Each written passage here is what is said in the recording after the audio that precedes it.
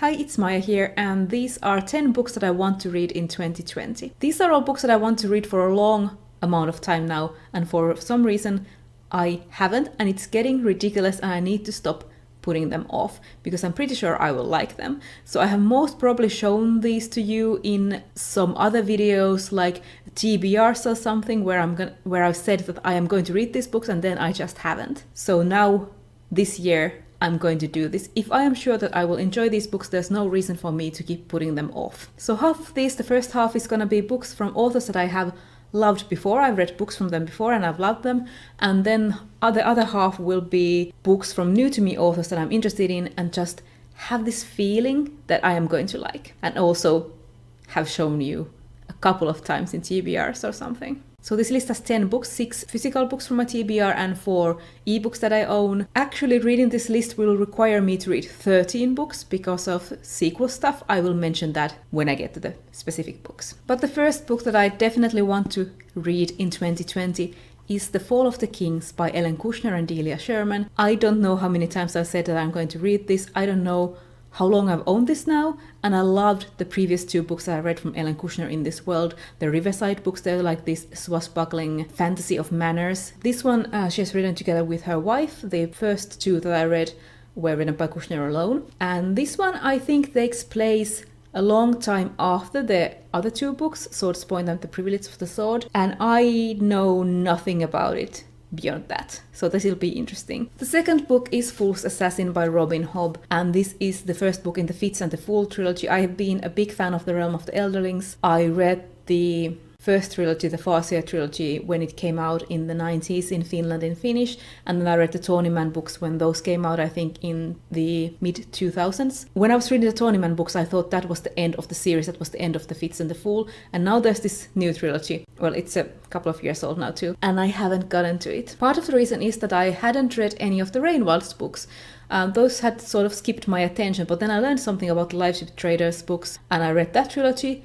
I since have also reread Tawnyman, and I am currently reading the Rainwald Chronicles. I have read 2 books, and it's a 4-book series. So that I can get to this book that focuses on Fitz and the Fool again, I will need to read 2 more books, so the final 2 books in the Rainwald Chronicles. I've owned this since it came out. I still haven't read it. Let's see when it came out. 2014.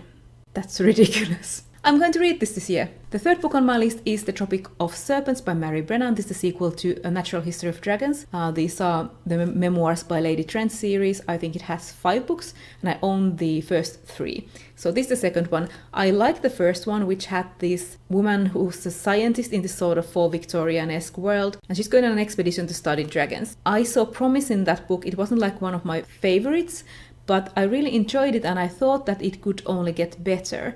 And I also really like that there are illustrations in these books. They are by Todd Lockwood, who draws a lot of dragons. And now that I'm leafing through the book, I'm seeing that there actually aren't that many dragon illustrations in this. But I found some elephants. Anyway, in this one, Lady Trent goes on another expedition. It says that it's 3 years after her journey through Vistrana, which was the first book. And now she will go study the legendary swamp worm. Next I have The Monster Baru Cormorant by Seth Dickinson. This is the second book in the Masquerade. And the third one, the final one, I think in the series is coming out this year, called The Tyrant Baru Cormorant. And I want to reread the first book, so that adds a book onto my list, and then read the second one. When I read the first book, that was one of my favorites of that year.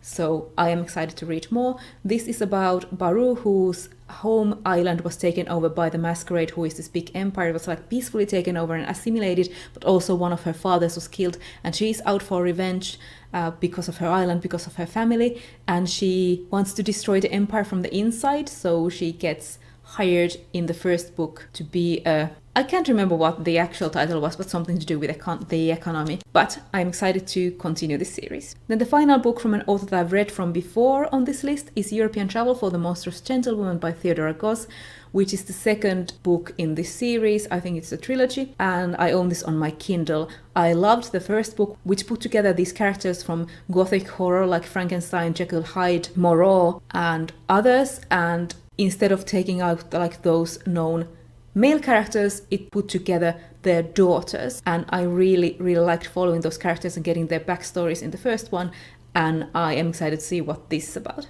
So now we're moving on to the 5 books from authors that I haven't read before, and the first of those is Behind the Throne by K.B. Wagers, which is the first book in the Indranan War trilogy. Winks from Wings and Ink really loves this author, and this book just got my attention because it focuses on this character who's something called a gunrunner. It's a science fiction book. She was born to rule the Indranan Empire, but she apparently ran away at some point and has just been a gunrunner. But then she's dragged back to her home planet to take her rightful place as the only remaining heir. And I love this fish out of water, outsider goes to court sort of stories, so I'm really looking forward to this one, and it looks like it could be a lot of fun. The 7th book that I really want to read this year is The City of Brass by S.A. Chakraborty. I was really excited for this book when it came out. I bought it, or it was given to me on my birthday, and I still haven't read it.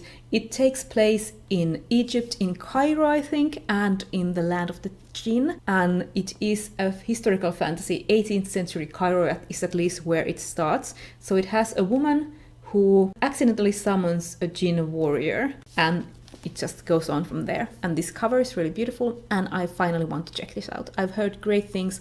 I owned the 2nd book on ebook because it was on sale last summer for the Kindle. The last 3 books are all ebooks that I own, and the first of those is The Curse of Chalion, The Curse of Kalion, from Lois McMaster Bujold.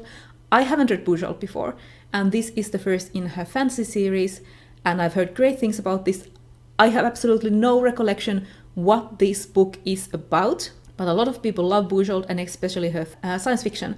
And I own both this first book in her fantasy series and the first book, Shards of Honor, in her Miles Vorkosigan science fiction series. But I think I will want to start with her fantasy. I would optimally read both of those this year, but I'm going to focus on The Curse of Chalion. In the same vein, I have another older SFF book written by a woman, and that is Black Sun Rising by C.S. Friedman. This is the first in the Cold Fire trilogy, and I bought this because I read the sample chapter on Kindle and I really enjoyed it, and then I bought the whole book and didn't continue reading it. So I have this on my TBR, and it takes place on this planet. It's sort of like a dark fantasy horror toned thing, but it has science fiction elements because these people have moved on to this planet. Very like this Hammer horror sort of thing, where there are creatures of the night who are coming from the mists, and I think they are something like magic or something that transforms into stuff people fear,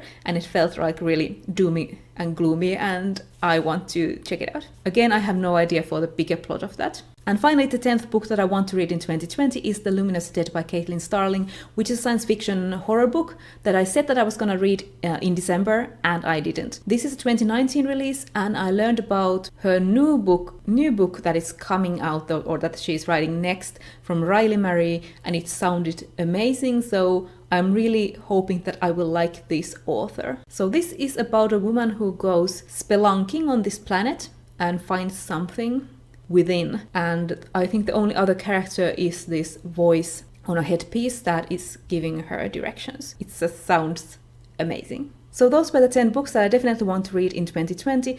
There's no reason for me to keep putting off books that I am sure that I will enjoy. I'll just keep picking up other random stuff instead.